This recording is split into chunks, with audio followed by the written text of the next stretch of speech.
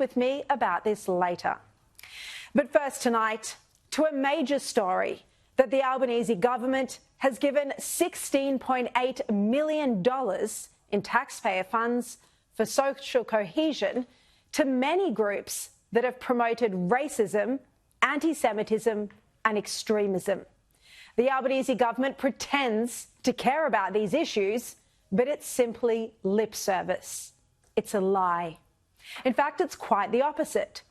They're actually financially supporting groups that are peddling racism, conspiracy theories or promoting extremism.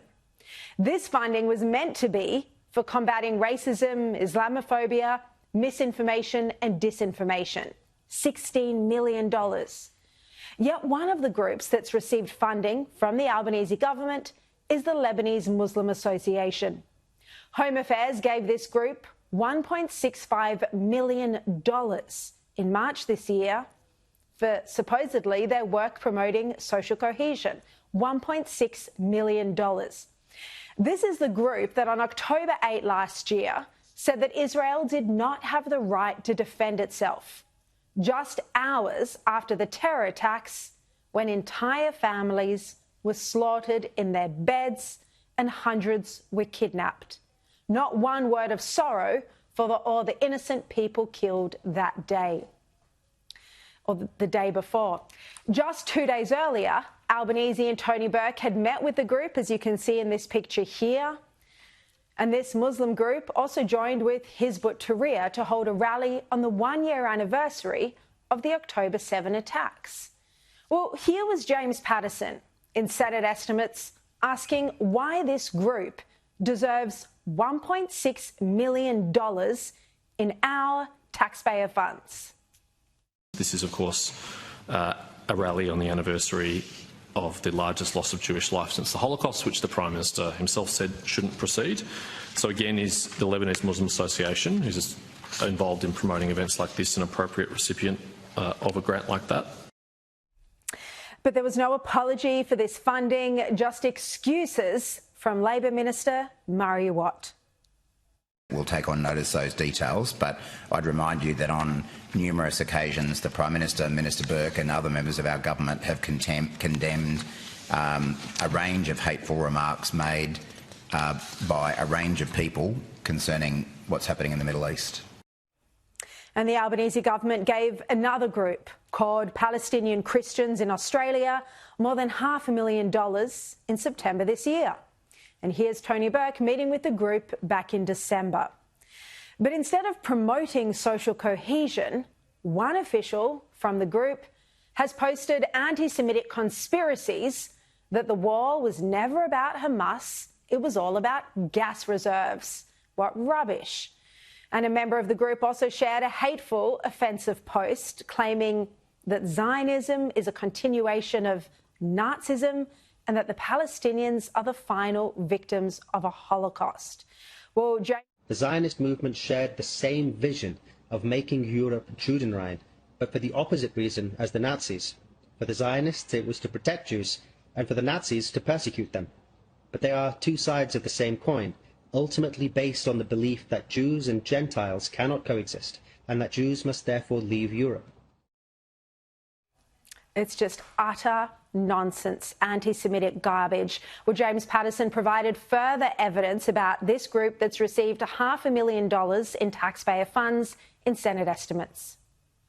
The treasurer of this organisation posted it on Instagram. I can't repeat these words on Hansard because it would be unparliamentary, but she uses expletives about Israel. She said, "It's almost over for you all. The whole world knows. They know you're monsters," and that's putting it lightly. F Israel, it's almost over for you. This doesn't sound like a group that should be receiving taxpayer funds for social cohesion. James Patterson went on.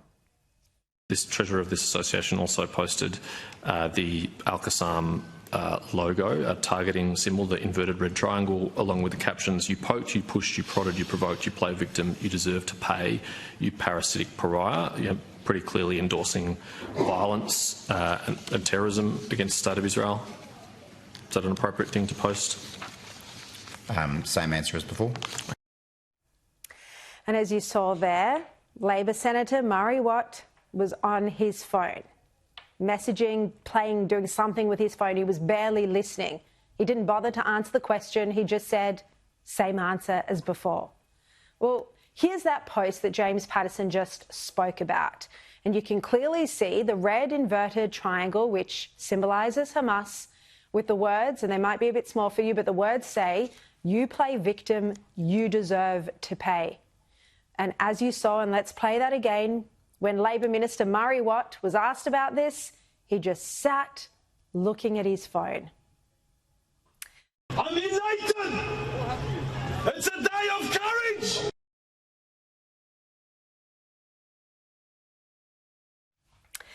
Doesn't Murray Watt care that taxpayer funds are going to organisations where some senior officials promote extremism and racism, when those funds are meant to be for helping social cohesion in Australia? I mean, it's utterly absurd. It makes no sense. And there are many, many more examples, like the Albanese government giving a group called Sydney Community Connect Inc. $110,000. That's despite the fact it had promoted a fundraising event with none other than Sheikh Ibrahim Jaddoon, who, as you just saw, said this. Well, we just played the grab a minute ago. He said he was elated. This was the rally right after the October 7 terror attacks. And another speaker that Sydney Community Connect promoted was Ahmed Basal, who has posted conspiracies about Jews on his social media. He claimed that they run the Biden administration. Jews make up less than 2% of the population of your country, but they hold every senior level cabinet position in the Biden administration except Secretary of Defense.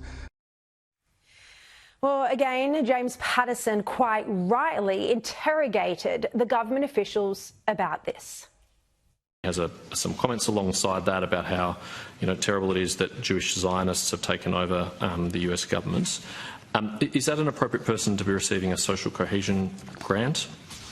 So, Senator, what we were looking for was organisations with track records of supporting their community, those with whom we have worked. We will take on notice the issues that you're raising today and come back to you with more detail on due diligence. And that's Stephanie Foster, by the way. The Albanese government appointed her as Home Affairs Secretary after sacking Mike Pizzullo. And she's the same official who took down the Australian flags from the website in what amounts to a clear case of cancel culture. And all this money, by the way, the $16 million for social cohesion, was rushed out the door, as Stephanie Foster herself admitted. And we were trying to operate pretty quickly to get money out.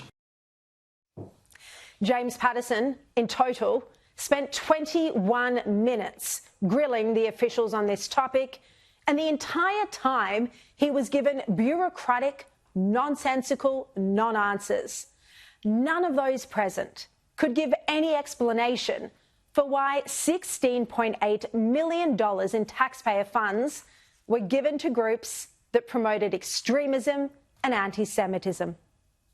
This is a fairly important question because part of the rationale for some of this funding was the promotion of social cohesion, and it would be deeply ironic if taxpayers' money went instead to groups who are undermining social cohesion rather than promoting social cohesion. So I'd like to know what due diligence the department or the government did to make sure that that wasn't the case, that no taxpayers' money went to organisations promoting disharmony or extremism.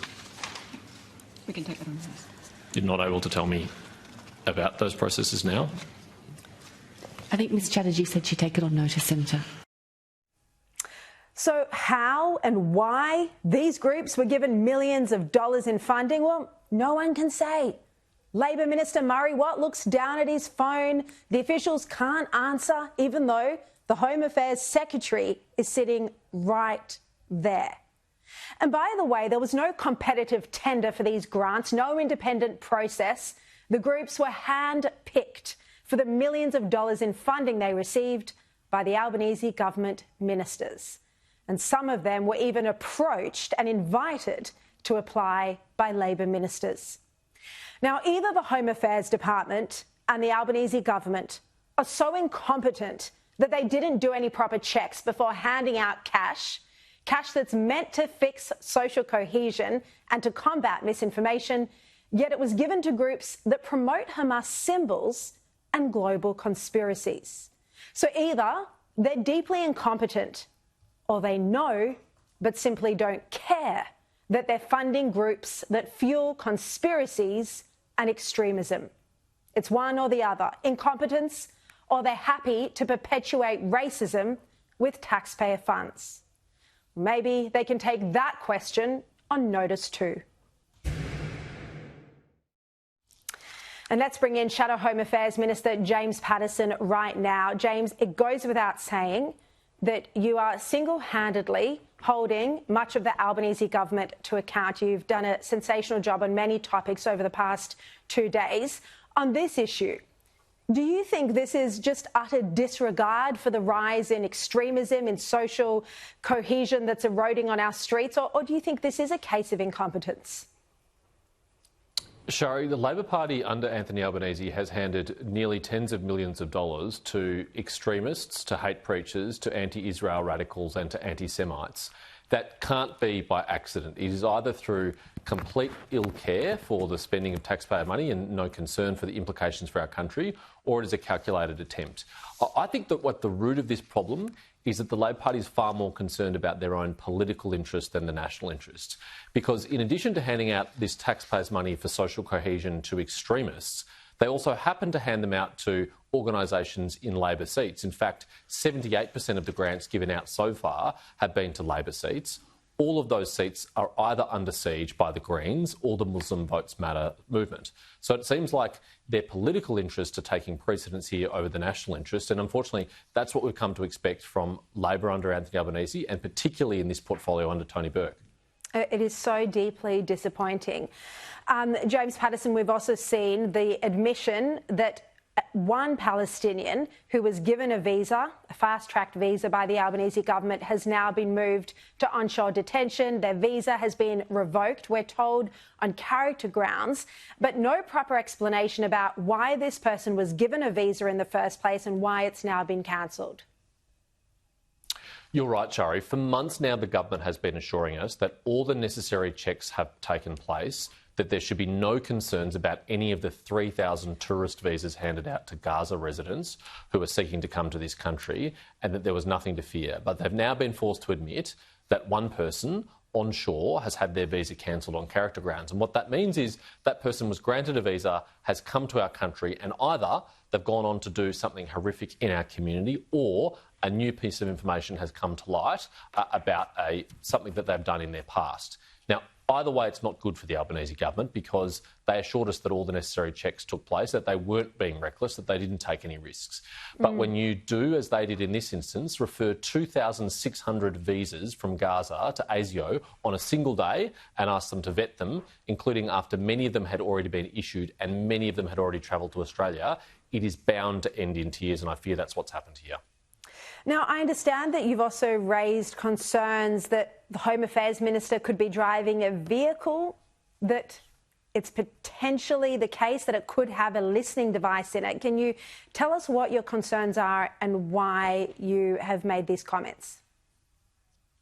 So yesterday in Senate estimates, Shari, I asked the Department of Home Affairs to explain the potential national and cybersecurity risks from internet-connected electric vehicles made in China. And they stepped through some of the risks. They said it was possible for these EVs to listen to the occupants while they're in the car. They said it was possible for these EVs to track the movements of that person as they drive through our cities and our states. They said it was possible for the external cameras on these vehicles to be recording other people and for that to be transmitted back to the owners. And they also said that if you plugged in an external device into that car, like a mobile phone, you could be compromising that device. I then asked them whether or not they'd briefed the Minister for Home Affairs on this issue. They said they'd briefed him multiple times. And then I asked them why it was the fact that Tony Burke is driving an internet-connected smart EV vehicle. And they looked at their shoes, they looked at the floor, they looked at the roof to avoid answering the question, but eventually had to admit, yes, our Minister for Home Affairs and Cybersecurity is driving around in a car that is a potential listening device for the Chinese Communist Party. Look, unbelievable admissions that you've managed to extract on multiple issues at Senate estimates this week. James Patterson, thank you for your time.